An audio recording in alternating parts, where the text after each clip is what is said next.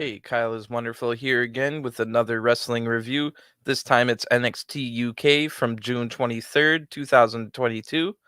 And wow, right off the bat here, great episode of NXT UK coming off the back of some other really good episodes. NXT UK really is must watch for anybody that's a WWE fan, anybody that's an NXT 2.0 fan. There's been so many people coming over for some matches or a series of matches and storylines from NXT 2.0.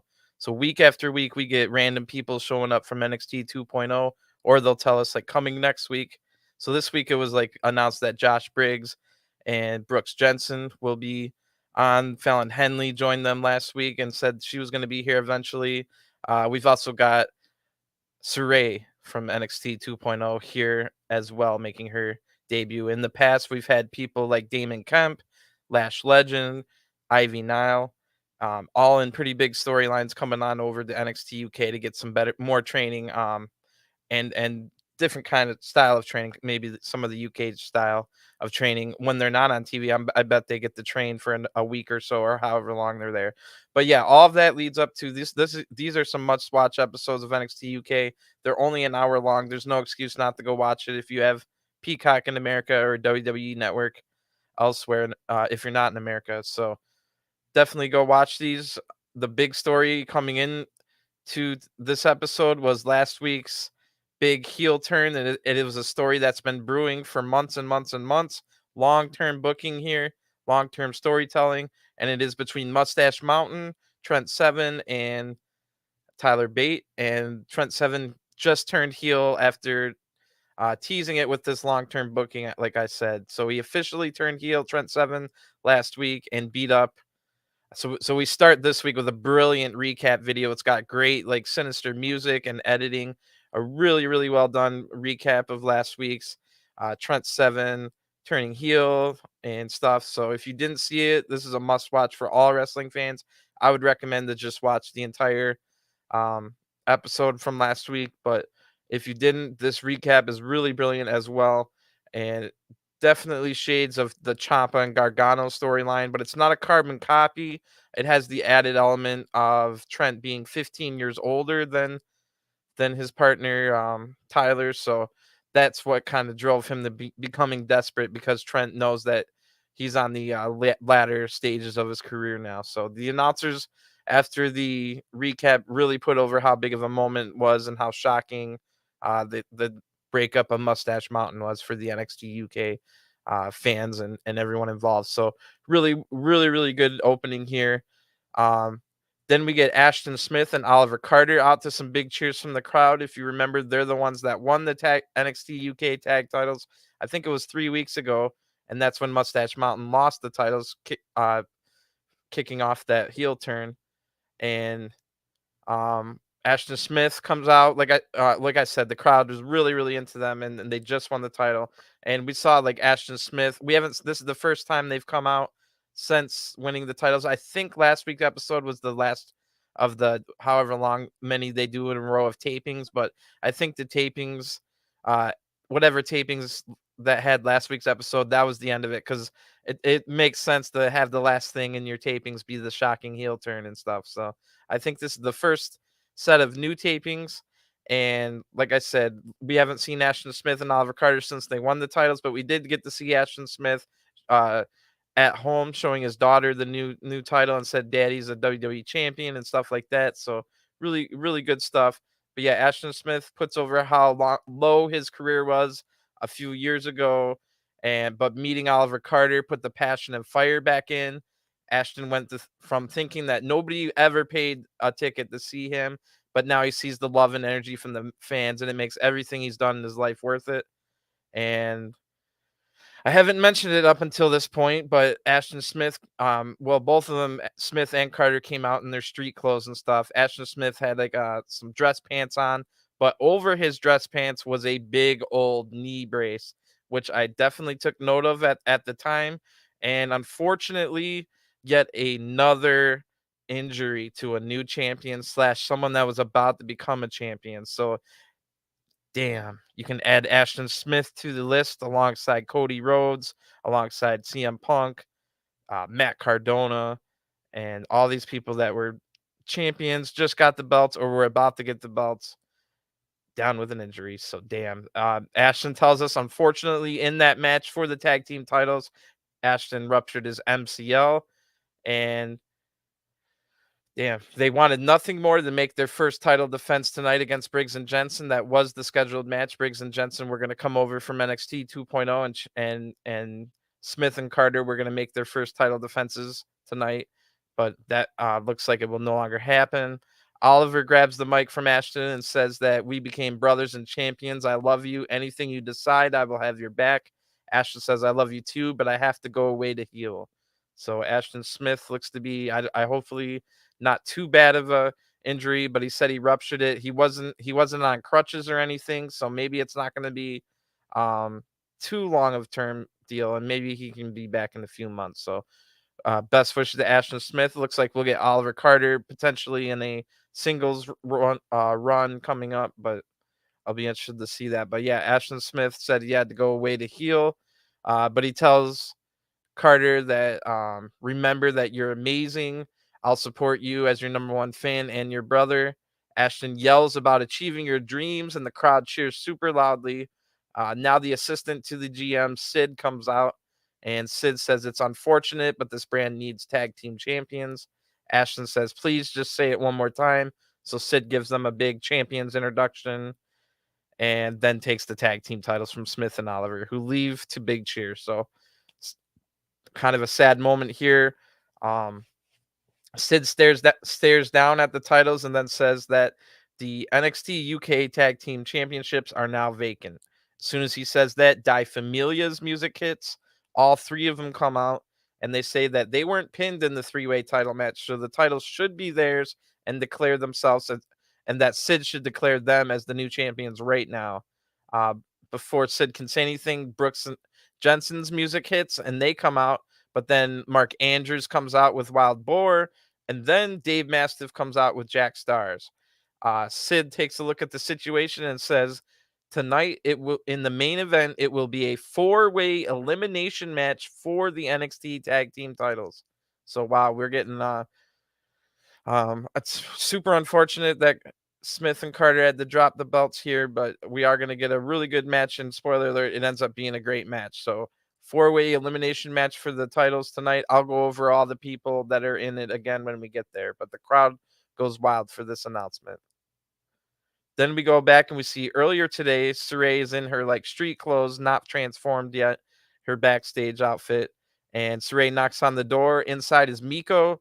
And Saray and Miko are super excited to see each other, and they talk a little bit and hug. Then Miko tells her assistant Amelia McKenzie that next week Amelia will face Fallon Henley. And we did, like I said, we saw last week that Fallon Henley was coming over to the UK with her boys Briggs and Jenson. And so Amelia McKenzie versus Fallon Henley set up for next week. We get an ad break here. When we come back, we see Shaw Samuels in the back, and the voice behind the camera asks him what he's doing here today. And Shaw says, I'm here to make money and take bets, of course. Shaw sees Sid and wants to have last week's match reversed. It was Shaw Samuels and Noam Dar versus Damian Kemp and Wolfgang. So Shaw Samuels wants Sid to overturn that match. Then he asks Sid for a match versus Wolfgang next week. Sid says okay. Then Shaw ends up talking trash about Wolfgang, but Wolfgang was right behind him and heard the whole thing. So Shaw yells at Wolfgang as he runs away. So that was just set up. It looks like next week we'll also get, in addition to Amelia McKenzie versus Fallon Henley, we'll also get Wolfgang versus Shaw Samuels. Then we get Myla Grace is in the ring. She's from Belfast, and she's going to fight Isla Dawn. The pagan Island Dawn looks amazing here. I don't think it'll be too much longer till we see her over in NXT 2.0. And Myla doesn't back down from the scary looking Isla Dawn. Myla, we did see last week. She lost the last legend. And Myla has a dance background, so she's able to pull off some pretty good counters here at the beginning and gets a roll up, maybe two roll ups, and a nice drop kick. So a strong start by Myla using her dance background to counter. Isla is able to get control back quickly, and Mila still has a lot of fight in her. I'm just gonna call Isla Dawn, so I can say, I guess I'll say Grace and Dawn, because their names are super similar. So yeah, great. Uh, Grace still has a lot of fight in her. A really rough looking Meteora from Dawn takes down Grace. Dawn puts Grace in a submission, but Grace is looking in rough, even though she's looking in rough shape at this point, able to fight out. Grace counters are much better than her actual offense, so she gets a little bit of offense in here that looked pretty weak and not convincing. Definitely going to need a lot of work on that. Grace completely botches a head scissors takeover. Dawn is able to make the best of it, but wow, really bad. Not This match is not going well. Grace hits a tornado DDT that looked a little bit better for a near fall. Everyone's surprised that Grace was able to come so close to beating Dawn. Dawn hits a nice knee lift and then dodges a top rope move. Then Dawn hits a big half and half suplex into a side slam for the win. Super sloppy match, but the story they were trying to tell us anyway is that Mila Grace is getting better. I did not see it myself, but that was the story they were telling. Um, then we are told that unfortunately Tyler Bate has decided to take a leave of absence, and there's no timetable on when he will return. So Tyler Bate taking a little time off indefinitely to I don't know, find the right words or just process the heel turn from his longtime partner Trent Seven. So I don't know when we'll see Tyler Bate, but when he does return, it will kick off a really good feud between the broken up Mustache Mountains. So now we get a video package about Kenny Williams going crazy over Tiger Turan. If you remember, Tiger Turan even cost Kenny Williams a match recently. So he's Kenny Williams got like a giant board filled out about clues about trying to figure out who Tiger Turan is and all that stuff.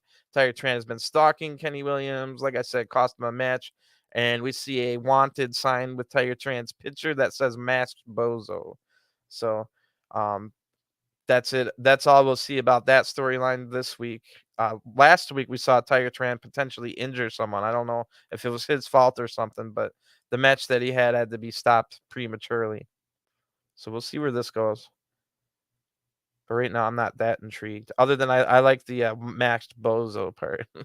When we come back from an ad break, we're told that what we're seeing now is from earlier this week. So sometime earlier this week, Sid is sitting in his office. Noam Dar comes in holding the Heritage Trophy and tells us that he's not here for trouble. And since Dar is the longest reigning Heritage Champion, he says, what's next? I might even have to retire while on top. I know what you're thinking. One more match, right? Well, picture this: a stadium, fireworks, cake. Yeah, there's got to be cake. And hundreds of thousands of fans cheering, please don't go. Please don't go. I know what you're thinking. Yes, I'll need double the pay. And Dar walks out chanting, please don't go. And Sid never said anything this whole segment. Very funny segment. Go watch this if you haven't watched the whole episode. Go find this promo with this little backstage segment. But yeah, Norm Dar, really funny in that. So Nina Samuels is out next. We're gonna have two women's matches in a row here. I love her little mini top hat, like Daphne used to wear in TNA. Rest in peace, Daphne. But yeah, I always used to love her mini top hats that Daphne used to wear. So I like seeing Nina Samuels here. Just a quick side note: me and my friends, we always were talking about, oh, we want to start a shop, we want to start a store, and then we always loved the Daphne mini top hats. So we definitely always joke that, well, within our store, we definitely have to have a section of mini top hats, and then we thought of all the other mini things that we could have as people wearing. So just a little side story. But Nia Samuels, her nickname is the leading lady of NXT UK. And then the announcer notes that, well, when is her in ring career going to match that nickname? So harsh there from the announcer. Harsh. Saray then walks backstage. She's in her street clothes, of course. Then she walks through the mist into the arena, into the entrance area, comes out as the Warrior of the Sun, Saray. And I just, every time she makes her transition, I just love it. One of my I hear a lot of hate about her gimmick and wearing like the street clothes slash the Japanese school looking outfit with the pigtails, but I love the transition. It's just a way to show that she's like in a street clothes, and then she comes out as the Warrior of the Sun. And this time, Saray has her hair curled a little more than usual. It looks super cute. Nina Samuels doesn't look impressed about any of this, but the crowd's going wild. Saray gets a roll up 1 second into the match to try and win it early, and transitions it into a half crab. So Saray starts quickly here.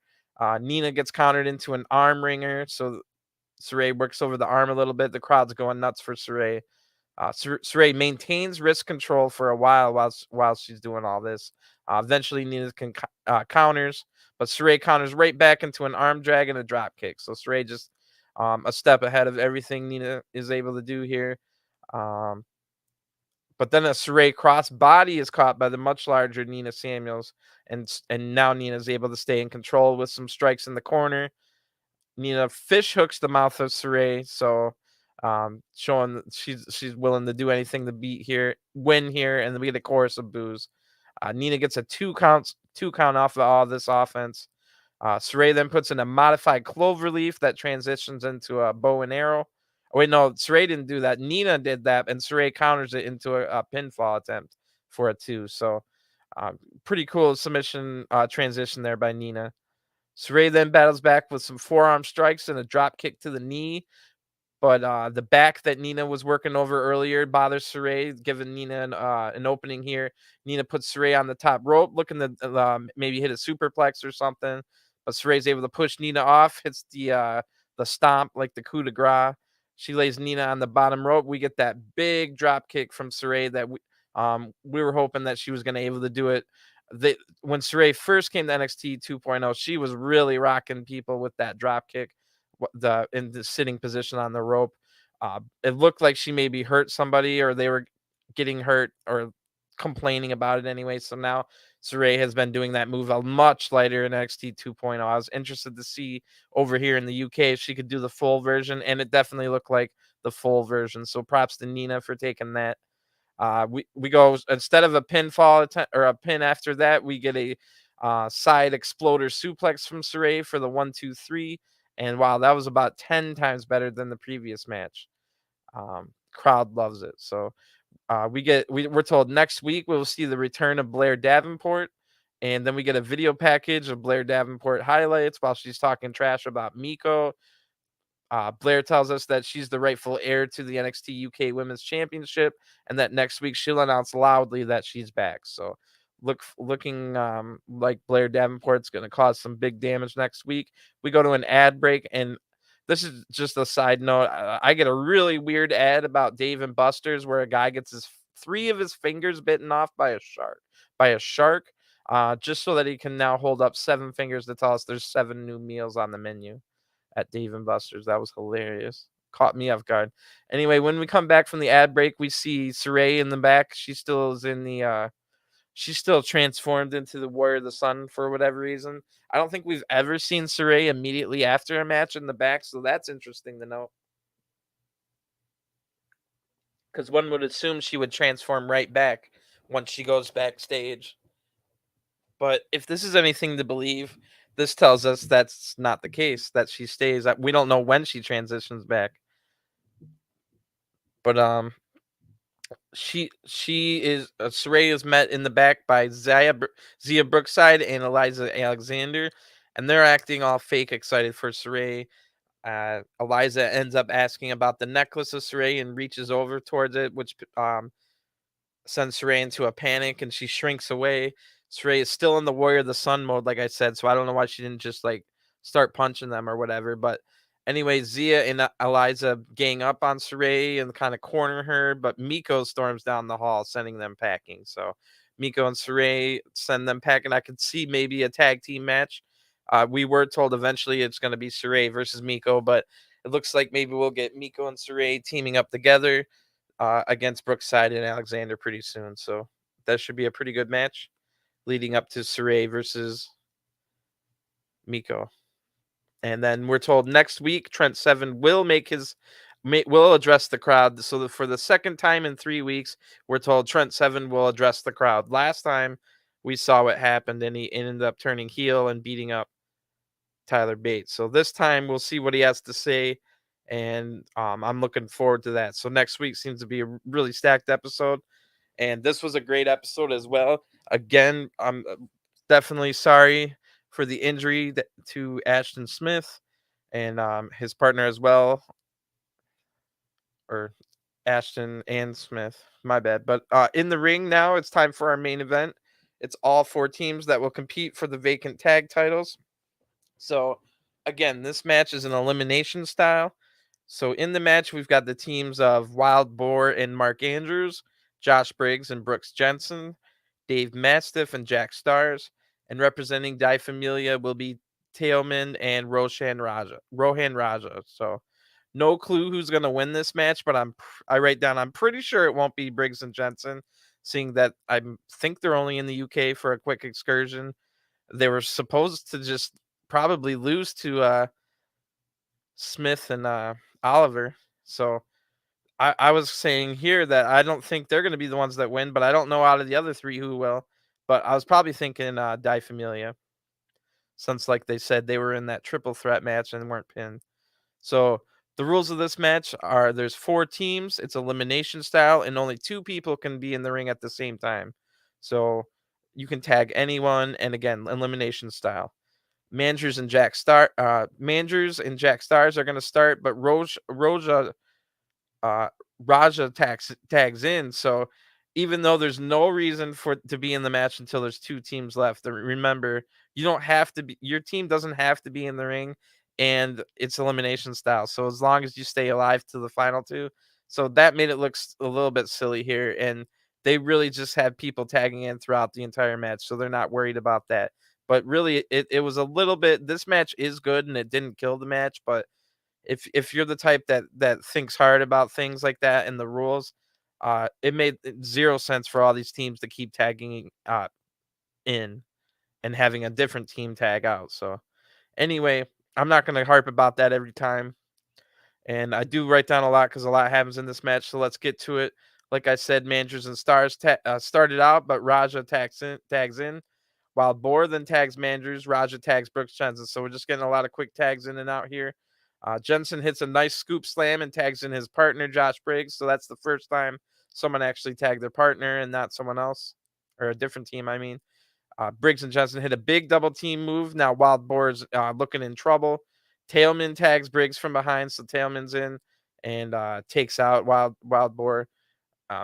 If you just glance at Wild Boar from behind, he definitely looks like Pete Dunne. As soon as he turns around, not at all. But from behind, just at a glance, Wild Boar looks a little bit like Pete Dunne. Now Tailman knocks Mandrews off the apron, but that allows Wild Boar to finally tag out. He tags Mastiff. Mastiff tags in Stars, and they double team Tailman. Stars and tags Mastiff. They double team again. Another tag and another double team on Tailman. We get a big delay vertical suplex now by Mastiff to Tailman. Briggs tags Tailman. So again, that was really bad. Tailman was getting destroyed there, and Briggs tags in, putting himself in danger and the guy that was getting killed. I said I wouldn't harp on it, but man, now that I read all that, where Tailman, I forgot that Tailman was getting all those double team moves, and it just looks silly to get Tailman out of the match. Everyone on the apron then gets taken out. Briggs and Mastiff with a quick slobber knocking brawl. Really good stuff between the 2 big guys there, but it doesn't last long. Everything's breaking down. Everybody's fighting everywhere. There's a lot of action on the outside. Briggs does a choke slam to Tailman onto everyone ringside. So from the apron to ringside. Then Mandrews goes up to the top rope, hits a nice shooting star to everyone on the outside. The crowd goes wild and chants NXT. So this match definitely turned into a second gear there. Now Andrews and Wild Boar hit a double team, but Stars tags in. Wild Boar hits a power move. Stars is just barely able to kick out. We've got no eliminations yet. Andrews tags in. He hits another shooting star press, this time on Jack Stars. Mastiff is able to make the save, however. Definitely wasn't going to kick out of that. Stars is able to roll up Manders right after this, so Stars must have found a little bit of energy. Gets the 1, 2, 3 on this roll up. So Andrews and Wild Boar are the first eliminated. Stars is in trouble. Like I said, he's barely able to stand at this point when Tailman comes in as the other legal man. Stars fights back, but a blind tag by Raja and a cheap shot on Charlie Dempsey is on the outside, the third member of Die Familia. So that's really got Jack Stars in trouble now. Jenson and Mastiff somehow are now the legal men right after all that happened, and they have a big hoss fight in the middle of the ring. We get a crossbody by Mastiff to Jenson, to Jenson, but then Briggs runs in and Mastiff takes him. Mastiff takes out Jenson at this point, and Jenson holds his back and is really looking like really selling the back. I kind of almost thought he was um legitimately injured because it did look like a huge move by Mastiff to the really big Josh Briggs, but we do find out that this is end up being part of the story later on. So hopefully it wasn't a real injury, but really good selling here had me believing it, and the big impact move is what made me believe it. But anyway, like I said, Mastiff had just taken out Jensen. Raja now tags in and takes out Mastiff from behind and gets the 1-2-3. So big upset there. Mastiff and Stars are out of this match. It's down to just Die Familia versus Briggs and Jensen. Like I said earlier, I was assuming that Briggs and Jensen were the team that had no chance in this match to actually win it. So we'll see. They're down to the final two now. Like I said, Briggs hurt his back on that big Mastiff slam, so he's in rough shape. Jensen tries to go it alone, but blind tag stops his momentum. Jensen's getting double teamed by Die Familia, and Briggs is really on the outside holding his back at this point, leaving his partner all alone. We get some more quick tags. Jensen's really in trouble. We get a crossface applied by Tailman to Jensen. Jensen's able to power out. Briggs then fights through the pain, and he's on the apron to get the tag. Briggs comes in with some fire, gritting his teeth through the pain. Good stuff here. Charlie Dempsey now gets another cheap shot, this time on Briggs to give Die Familia the advantage. Jensen's just barely able to stop the pin at 2, coming in to help his partner. Crowd's chanting, "This is awesome" at this point. Really good title match here. I like the fact that despite the fact that people were tagging in, that it was only 2 people at a time. I like that rule. And after that fire spot, we got Briggs and Jensen hitting.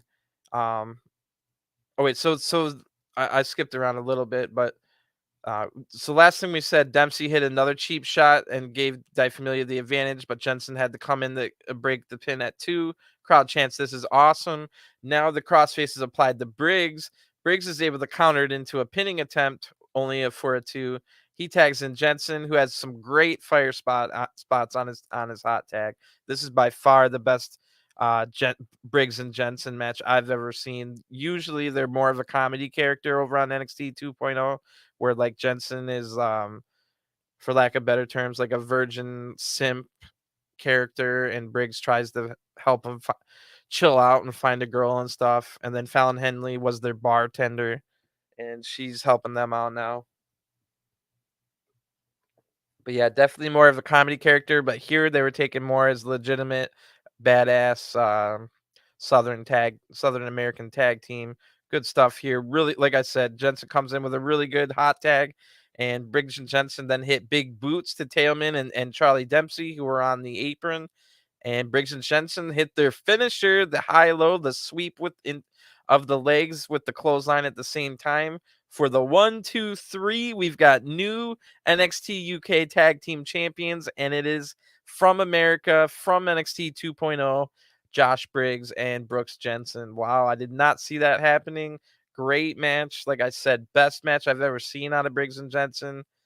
And Fallon Henley now runs out to celebrate with her boys, and we go off the air with the new champs held in the belts high. So crazy stuff there. Really crazy on the 4-way elimination match. Great episode. That I watched Impact Wrestling just before I watched this, and this is 2 times, 3 times better than Impact was. Great matches, good promos. Like I said, the 4-way, it was real unfortunate and sad with the opening where the tag titles got relinquished with the injury to Ashton Smith, and man, really good. It turned out really good with that 4-way. All the stuff with Saray was pretty good. Seems like we'll get them tag teaming. A couple matches announced for next week, and other than that first match with Myla Grace, everything on this episode was pretty good. Myla Grace needs a lot of training before they should put her back on TV. I'm a little interested to see where this Kenny Williams, Tiger Turan stuff goes. But of course, the thing we're looking forward to the most next week is hearing from Tyler Bate or Trent Seven after his big heel turn. And we're also told that Tyler Bate is going to take a little bit of time off to process what happened. So great stuff here on NXT UK. You guys got to go watch it. It's only an hour a week. It comes out, I think, 8 p.m. UK time, 3 p.m. Eastern American time. So definitely go watch those. You can find them on demand and watch it at any point if you're at work. Like I'm usually working when it comes out. So I'm going to get going. You can find I'll be back next week to cover NXT UK. I also covered last week's, and on this channel, I covered SmackDown, Raw, NXT 2.0, very in depth on the NXT 2.0. You're not going to find much more in depth coverage of NXT 2.0. Not this last week, but the weeks before, I hadn't actually went 2.5 hours on a 2-hour program. So that's the kind of in-depth you can get about the NXT 2.0 product. I also do streams about WWE 2K, which feature the deepest NXT 2.0 roster you can find. I've got all the Performance Center guys and gals. So check those out on my channel. I also cover New Japan, AEW, and NWA, and I'm thinking about MLW if I can fit that in as well. So thanks for tuning in. I'll be back next week with more NXT UK, and I hope you check out some of my other reviews and the Universe Mode streams. I'll talk to you guys soon. Have a great day.